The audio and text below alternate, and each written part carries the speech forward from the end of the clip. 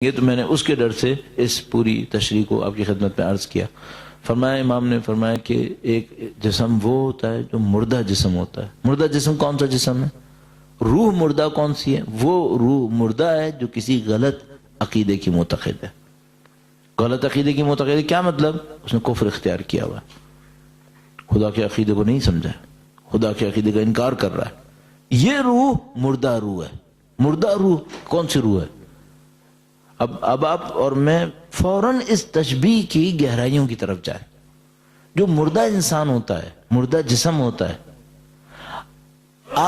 آپ اس کو دنیا کی کوئی بھی چیز دے دیں، اب زندہ ہونا ہے اس نے؟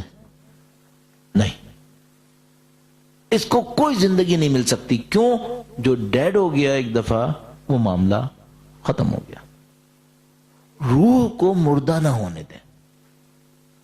ایک دفعہ مردگی میں چلی گئی پھر بہت مصیبت ہے، پھر اس کو واپس لے کر آنا پھر خدائی کام ہوگا۔ عام انسانوں کی بس کی بات نہیں ہے۔ بس غلط عقیدے کے اندر پھنس جانا،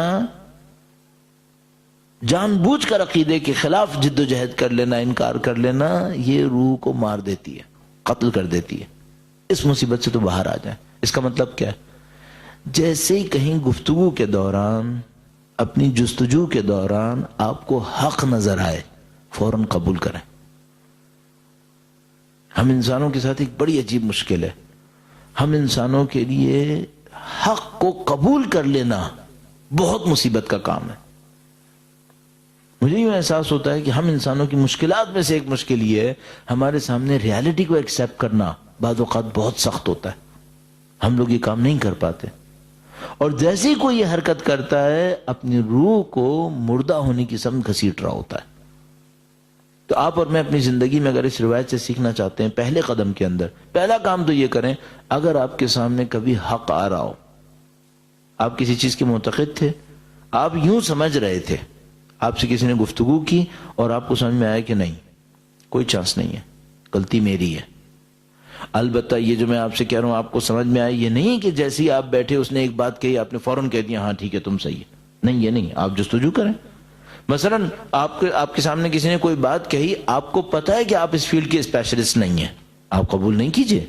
آپ اسے کہیں گے مجھے رک جاؤ، مجھے پہلے اسپیشلسٹ سے پوچھنا پڑے گا، میں نہیں ہوں کہ اس بارے میں فیصلہ کروں۔ مثلا کوئی آپ کے سامنے بیٹھا اور اس نے کہا کہ بھائی ایسا ہے، میں تمہارے لیے ثابت کر دیتا ہوں کہ تمہارے دل کے اندر بیماری ہے، تمہیں آج رات آپریشن کر لینا چاہیے۔ آپ فوراً قبول نہیں کر سکتے، آپ کو اس سے کہنا پڑے گا کہ میں پہلے اسپیشلسٹ سے معلوم کروں کہ واقعاً تمہاری بات صحیح بھی ہے یا غلط ہے۔ تو لیکن اگر کبھی آپ کو حق نظر آ گیا کہ ہاں واقعاً یہ حق ہے، تو پھر جو آپ کی ذمہ داری، پہلی ذمہ داری بنے گی وہ ہے کہ آپ حق کو قبول کریں۔ اور اس بات کو اگر کوئی اپنی زندگی میں دستور عمل قرار دے دے، اصول قرار دے دے کہ ہاں جہاں حق سمجھ میں آئے گا میں حق کو قبول کر لوں گا، تو میں گارنٹیڈ کہہ رہا ہوں خدا کبھی اس کو گمراہ نہیں ہونے دے گا۔ خدا نے قرآن کریم میں وعدہ کیا ہے وَالَّذِينَ جَاهَدُوا فِينَا لَنَهْدِيَنَّهُمْ سُبُلَنَا، اور جو لوگ ہماری راہ میں کوشش کریں گے ہم یقیناً یقیناً یقیناً ان کی ہدایت کریں گے۔ ایک آدمی کوشش کر رہا ہے، کہہ رہا ہے میں جہاں حق ملے گا میں لینے کو تیار ہوں، تو کیا خدا اسے ہدایت نہیں کرے گا؟ تو پہلا کام جو مجھے اور آپ کو اس روایت کی روشنی میں کرنا ہوتا ہے وہ یہ ہے کہ بھئی آپ گفتگو کریں، آپ بحث کریں، مباحثہ کریں، آپ تمام دلائل دیں اور سامنے والے کے دلائل سنیں، اور جیسے ہی آپ کو کوئی بات حق سمجھ میں آئے اس حق کو آپ قبول کریں۔ کیونکہ اگر آپ نے یہ نہیں کیا آپ کی روح مردہ ہونے کی طرف جائے گی، اور پھر مردہ روح کو دوبارہ زندگی کی طرف لے کے جانا یہ بہت سخت کام ہو جائے گا۔ بس امام نے فرمایا کہ ایک روح وہ ہوتی ہے جو مردہ روح ہوتی ہے۔ مردہ روح کون سی روح ہے؟ جو انکار کر رہی ہے، اقرار نہیں کرتی ہے، حقائق کو چھپانے کی کوشش کرتی ہے، یہ مردہ روح ہے۔ اس کے مقابلے میں ایک انسان وہ ہے جس کی روح زندہ ہے، بدن کی طرح۔ جو بدن مردہ ہوتا ہے، مردہ بدن بدبو دیتا ہے، مردہ بدن سڑنے لگتا ہے۔ مردہ روح کیسی ہوتی ہے؟ مردہ روح فساد برپا کرتی ہے، مردہ روح معاشرے میں گمراہی کا سبب بنتی ہے۔ یفسدون فی الارض، اور جب ان سے کہا جاتا ہے کہ لا تفسدو، اس پہ افساد مت کرو، تو وہ کہتے ہیں نحن مصلحون، ہم تو اصلاح کرنے والے ہیں۔ یہ مردہ روح کی نشانی ہے۔ زمین میں فساد برپا کرتا ہے، اور جب اس سے کہتا ہے فساد مت کرو تو کہتا ہے ہم تو اصلاح کرنے والے ہیں، ہم تو صحیح کام کر رہے ہیں۔ کیا وہ نہیں جانتا کہ وہ صحیح کام نہیں کر رہا؟ خدا تعالیٰ فرماتا ہے قطعاً جانتا ہے کہ غلط کر رہا ہے، لیکن یہ روح مردہ ہے. کیوں؟ حق کو قبول نہیں کرتے.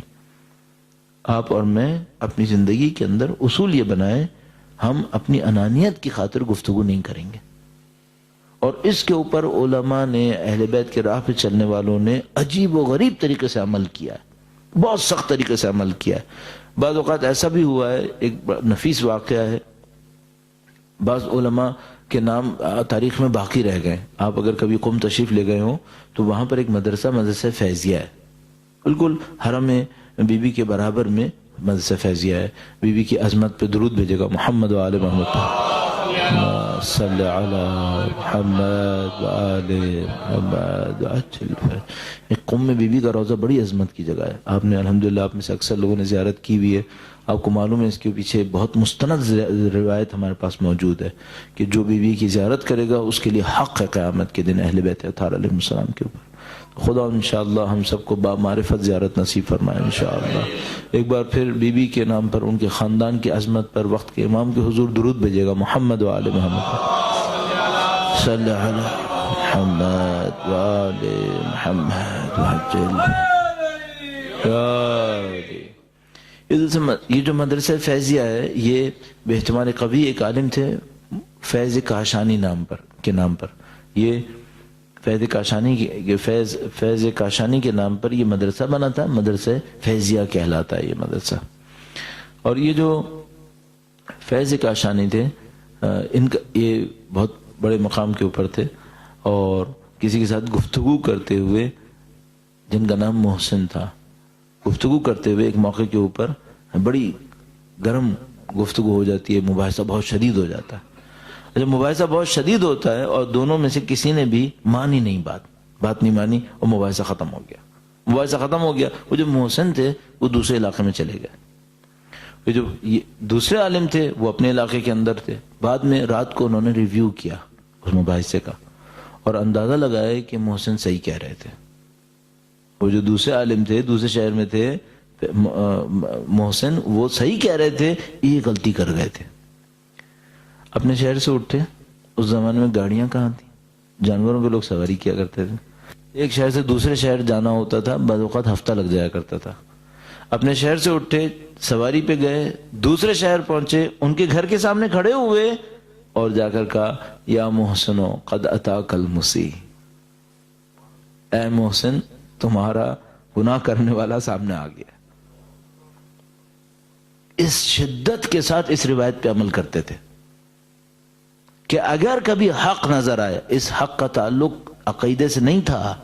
یہ جو ان کے درمیان گفتگو ہوئی تھی عقیدے پہ نہیں ہوئی تھی، یہ شاید لغت کے کسی مسئلے کے اوپر ہوئی تھی، لیکن اتنی سی بات بھی سمجھ میں آ جائے کہ ہاں غلطی میری تھی تو مجھے ماننا پڑے گا.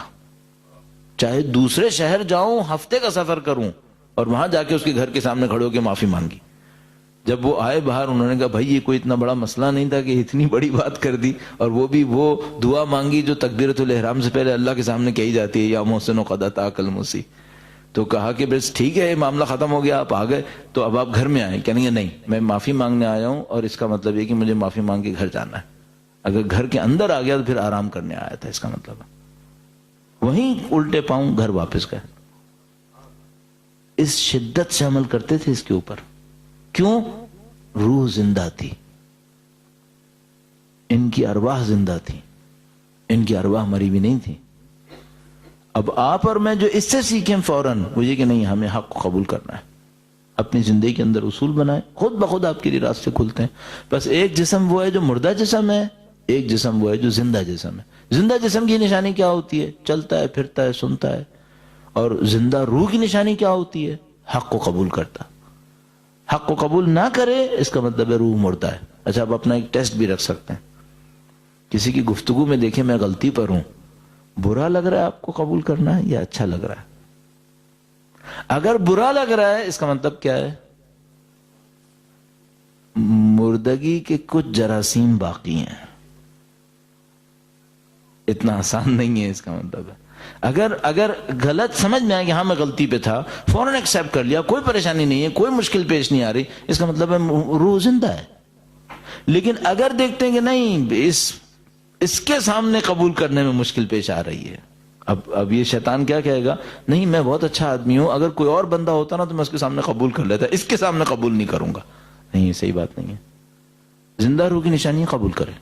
ہاں ٹھیک ہے، میں نے غلطی کی ہے، میں نے قبول کیا، اور مان لے. ٹھیک ہے، اس زندگی کو ہم اختیار کر سکتے ہیں. درود بھیجے گا محمد و آل محمد پر صلی اللہ علیہ